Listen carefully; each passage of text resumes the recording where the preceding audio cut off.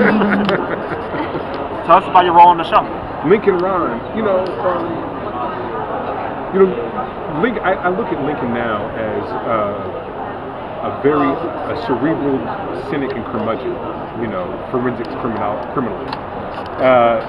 He's here to find himself again. And so I think what happens is when the bone collector resurfaces, it gives him a new lease on life and a reason to sort of get up in the morning and just try something new and have to deal with the idea of bringing people into his life. Amelia, Salito, all these people where I think before, in the past, he started to push people away. He was a loner. He had everything he needed in his home, at his disposal, television, books, everything like that. And he could just sit, read, watch, whatever. And so now he's having to deal with life on life's terms.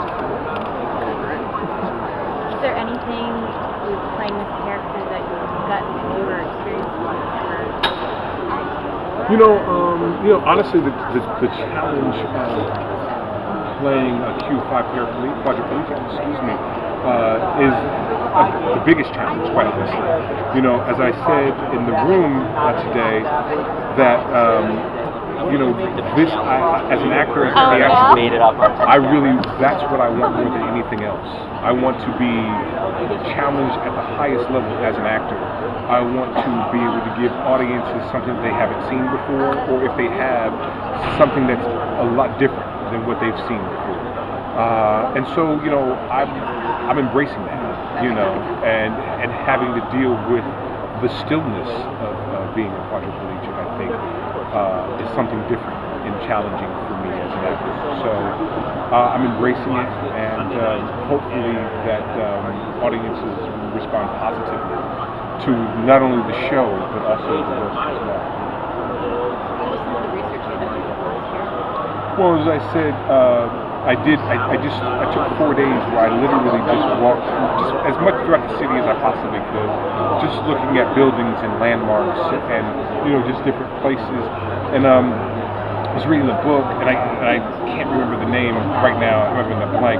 But this one gentleman in 2015 walked 6,000 miles through New York City over 4 years.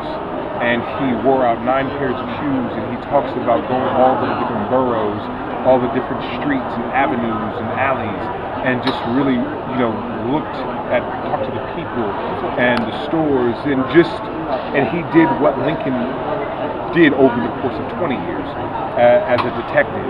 And so that's what leads to, Lincoln has this photographic memory where he has total recall of what he's seen, what he's experienced, what he's read, and I think that's what sets him apart from everyone else and makes him special as a character, and why you need his expertise, and why.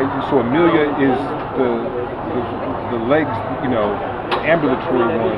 The Lincoln, is the cerebral one, who can look at a scene and look at a fiber or a piece of evidence and deconstruct it. And so, those are the things I started doing. So now when I'm on set and I'm sitting in the room, I can now have sort of this method, this recall of having done all these things as well. So I think that's important. Can you talk a little bit about the mental preparation of playing a quadriplegic? People. I love that question. People have to, understand. I think that acting is not just cerebral; it's visceral. You can't just be a thinking actor. You have to be a feeling actor. And I think that when we're dealing with people with disabilities, you have to feel.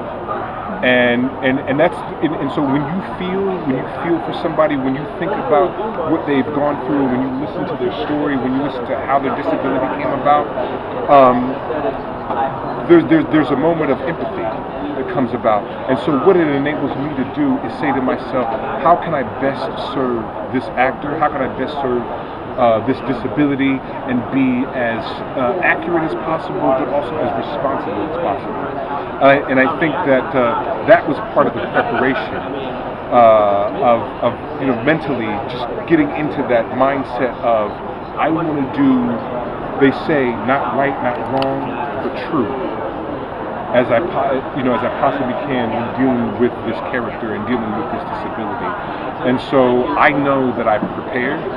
I know that I'm working with Gary Baisley, who is our medical consultant, and I've gone to his physical therapy sessions and met with other Q4s, 5s, and 6s and spoken with them and talked with them.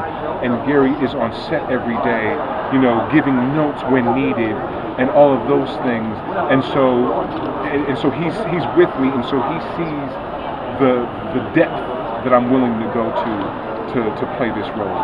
And so I know, so then when I walk out of a scene after they say cut, check the gate, and he gives me a thumbs up, I know I've honored him, and I know I've honored other disabled people as well. And so that makes me feel good. And so that's part of the whole preparation. Are you guys trying for our last question for Russell? You got to get ready. Anybody have a question? That was the last one? That was the last Oh, okay. one. Okay. Thank you all so much. Thank you. Have a great